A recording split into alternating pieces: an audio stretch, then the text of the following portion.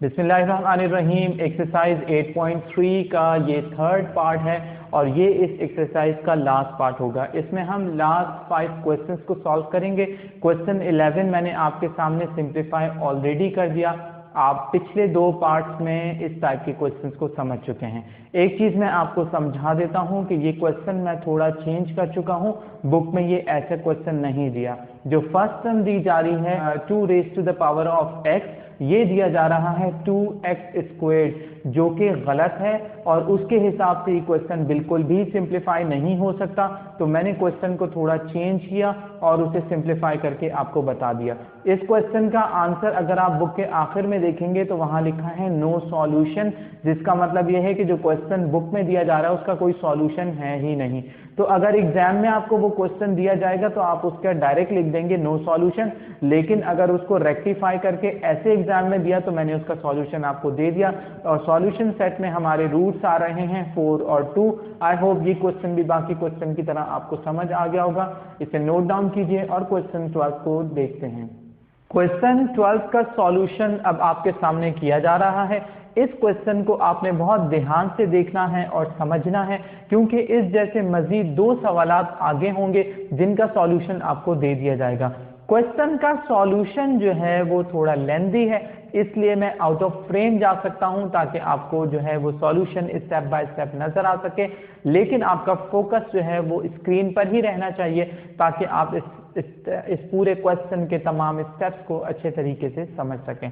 अब हम देखते हैं कि पहला क्वेश्चन हमें क्या दिया जा रहा है। ये क्वेश्चन 12 है, जो है x - 1 into X plus 5 into X plus 8 into X plus 2 is equal to 880। अब हमें इसमें 2 ऐसे फैक्टर्स सेलेक्ट करने हैं जो कि आपस में मिलके कुछ हमें कॉमन दे सकें। जैसे अगर मैं यहाँ कहूँ कि 5 में से आप 1 माइनस करें तो क्या होगा 4, और 8 में 2 प्लस कर लें तो क्या हो जाएगा 9। आप देखें कॉमन नहीं आ रहा। हम कुछ और सोचते हैं, देखते हैं 8 में अगर हम 1 माइनस करें तो 7 हो जाएगा और 5 और 2 को ऐड करें तो 7 हो जाएगा। यहां से हमें अंदाजा हुआ कि इन 2 फैक्टर्स को एक साथ अरेंज करके सिंप्लीफाई करें और इसे इसके साथ अरेंज करके सिंप्लीफाई करना चाहिए। देखते हैं कि ये क्या स्टेप बनेगा। x - 1 into X plus 8 into X plus 5 into X plus 2 is equal to 880। अब यहां तक सॉल्व करने के बाद आपको मालूम है कि 2 ब्रैकेट्स को आपस में कैसे मल्टीप्लाई किया जाता है। मल्टीप्लाई करते हैं पहले इस कंप्लीट ब्रैकेट को x से मल्टीप्लाई करने पे हो जाएगा एक्स स्क्वायर प्लस 8x।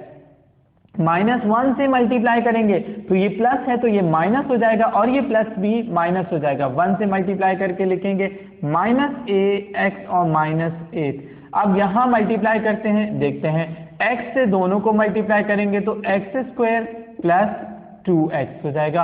फिर 5 से मल्टीप्लाई कीजिए तो ये हो जाएगा 5x और 5 टाइम्स 2 इज 10, और ये किसके बराबर है 880 के बराबर है। अब हम एक स्टेप और आगे जा रहे हैं। एक्स स्क्वायर यहाँ इसमें से माइनस होगा, 8x में से x माइनस होगा तो हो जाएगा 7x माइनस 8, और अब ये है एक्स स्क्वायर। फिर इसमें आप दोनों को देखें तो ऐड कर लेंगे तो क्या हो जाएगा 7x और फिर है प्लस 10 इज इक्वल टू 880। अब यहाँ हमें कुछ एक्स स्क्वायर प्लस 7 और एक्स स्क्वायर प्लस 7 सेम नजर आ रहा है, तो हम इसे अस्यूम करेंगे a के बराबर। X square plus 7x is equal to a, हमने ये लिख लिया। अस्यूम करने के बाद अब आप देयरफॉर का साइन लिखें और एक्स स्क्वायर प्लस 7 की जगह हम क्या लिखेंगे a, फिर क्या है -8, और आगे देखिए ये क्या है a और ये क्या हो जाएगा प्लस 10 इज इक्वल टू 880। अब इन्हें मल्टीप्लाई करके ओपन कर लेते हैं। मल्टीप्लाई कीजिए तो क्या हो जाएगा a स्क्वायर, फिर a को 10 से मल्टीप्लाई किया तो क्या हो जाएगा 10a, -8 से मल्टीप्लाई करेंगे तो माइनस का साइन है, ये भी माइनस हो जाएगा और ये भी माइनस हो जाएगा, तो ये क्या हो जाएगा -8a और 8 times 10 is 80 is equal to 880। अब हम इसे सिंप्लीफिकेशन के प्रोसेस में नेक्स्ट स्टेप लिखते हैं a स्क्वायर, और इसे 10a में से 8a माइनस होगा तो 2a बच गया। अब इसे भी इक्वेशन के इस तरफ ले आए तो यह -80 और ये क्या हो जाएगा -8 80 इज इक्वल टू 0। ये हो गया ए स्क्वायर प्लस 2a, और यहाँ देखें तो ये क्या बनेगा, -80 और -880 मिलके 960 बनेगा, और ये किसके बराबर है, 0 के। अब 960 के पॉसिबल फैक्टर्स आपके सामने स्क्रीन पे कॉर्नर पे लिखे हुए आपको नजर आ रहे हैं। यहाँ माइनस का साइन है, हमें माइनस करके 2 बनाना है। तो अगर आप सबसे लास्ट फैक्टर पे फोकस करें जो है 30 × 32, यानी 32 में से जब 30 को माइनस किया जाएगा तो 2 ही बचेगा। तो इसका मतलब हमारे रिक्वायर्ड फैक्टर्स हैं 32 और 30। हम यहाँ लिखेंगे ए स्क्वायर प्लस 32a, फिर लिखेंगे -30a minus 960 is equal to 0। अब आप देख सकते हैं कि 32a में से 30a माइनस करेंगे तो 2a ही बच जाएगा। प्लस का साइन हो तो ब्रैकेट लगाना जरूरी नहीं, लेकिन अगर यहाँ माइनस का साइन हो तो आप जानते हैं कि ब्रैकेट अप्लाई की जाती है और नेक्स्ट स्टेप में उसे ओपन किया जाता है। Now let's take common in first two terms. यहाँ हम कॉमन लेंगे तो कॉमन क्या आएगा, a, और क्या हो जाएगा a प्लस 32, और यहाँ कॉमन लेंगे तो कॉमन हमें नजर आ रहा है कि 30, क्योंकि 30 960 का फैक्टर है, तो 960 को 30 से डिवाइड करेंगे तो 32 ही आएगा। माइनस कॉमन लिया तो ये टर्म पॉजिटिव हो जाएगी और ये टर्म भी पॉजिटिव हो जाएगी, क्योंकि माइनस इंटू माइनस जो है वो प्लस होगा। अब 960 जो है वो नेगेटिव है, जब इसे -30 से डिवाइड किया जाएगा तो +32 ही बचेगा। ये किसके बराबर आ गया, 0 के। एक स्टेप और लिख लेते हैं यहाँ पे, a प्लस 32, और यहाँ क्या हो जाएगा, a प्लस 32 कॉमन आ गया, क्या बचा, a माइनस 30 बच गया। लिखेंगे a minus 30 is equal to 0। अब a प्लस 32 0 के बराबर है या a माइनस 30 जो है वो 0 के बराबर है। So let's write this step. हम क्या लिखेंगे, either a plus 32 is equal to 0, और दूसरा हम क्या लिख सकते हैं, a minus 30 is equal to 0। अब हम इसे फर्दर सिंप्लीफाई करते हैं। सिंप्लीफिकेशन के प्रोसेस के लिए हमें अब यहाँ a की वैल्यू को सब्स्टिट्यूट करना पड़ेगा। थोड़ा पीछे चलते हैं, देखते हैं कि a की वैल्यू क्या है, x स्क्वायर प्लस 7x जो है हमने अस्यूम किया था a के बराबर। So now we are going to substitute this value over there. हमारे पास दो इक्वेशंस हैं, so we will substitute the value of a in both of the equations. हम यहाँ के लिए क्या लिखेंगे, substituting the value of a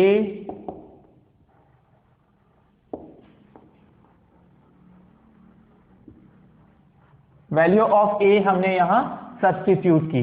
substitute करेंगे तो a की जगह क्या आ जाएगा, एक्स स्क्वायर प्लस 7x, फिर क्या है plus 32 is equal to 0।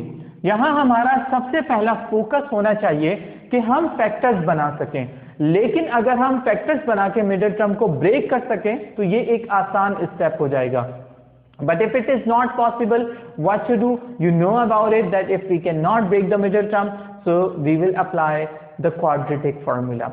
So let's see that here if we cannot break the middle term, आप 32 के फैक्टर्स बनाएंगे तो 32 के जो फैक्टर्स बनेंगे 4 टाइम 8 is 32 ऐड करेंगे तो ये नहीं बन रहा। फिर इसके अलावा जो है 6 टाइम्स 2 is 16, तब भी ये नहीं बन रहा, और 32 को 1 ऐड करेंगे तो तब भी ये नहीं बन रहा। तो इसका मतलब ये कि मिडिल टर्म ब्रेक नहीं हो रही।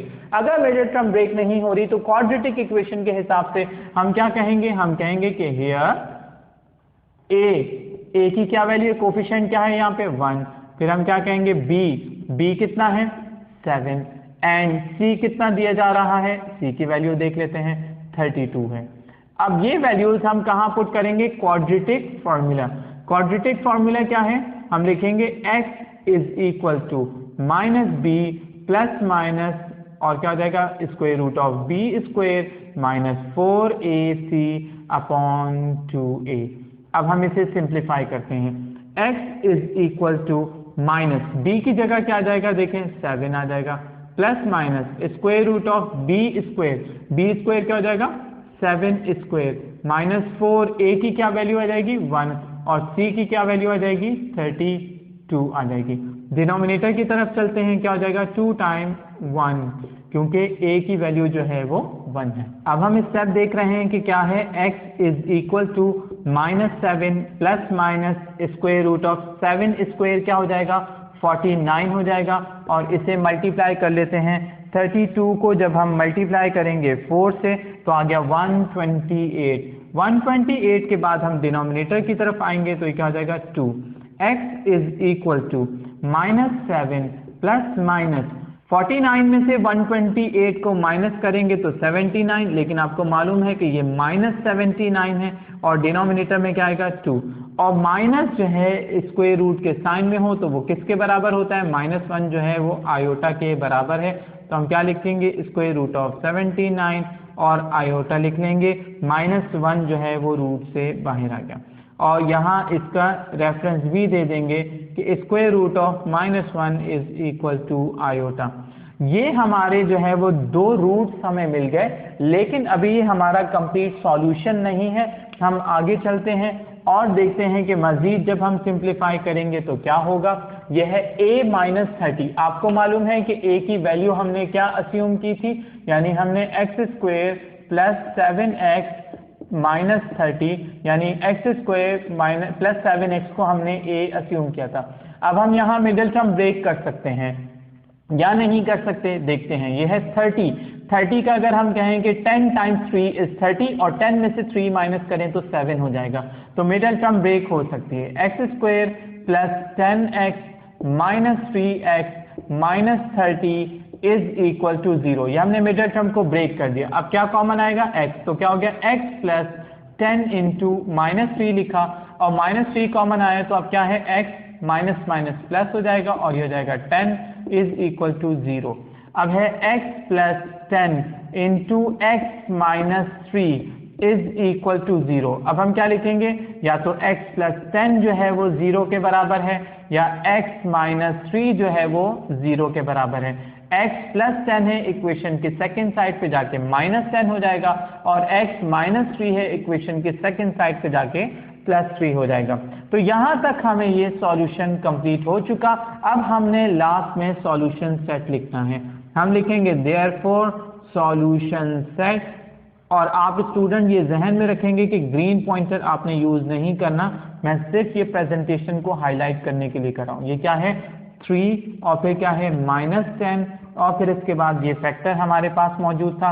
एक दफा माइनस के साइन के साथ लिखें और एक दफा प्लस के साइन के साथ लिख लेंगे। क्या लिखेंगे 79 आयोटा अपॉन 2 और फिर क्या लिखेंगे -7 माइनस स्क्वायर रूट ऑफ 79 और फिर लिखेंगे आयोटा अपॉन 2। यहाँ ये सॉल्यूशन सेट कंप्लीट हो गया और आई होप ये स्टेप बाय स्टेप डिटेल से समझाया गया सवाल आपको अच्छे तरीके से समझ आ गया होगा।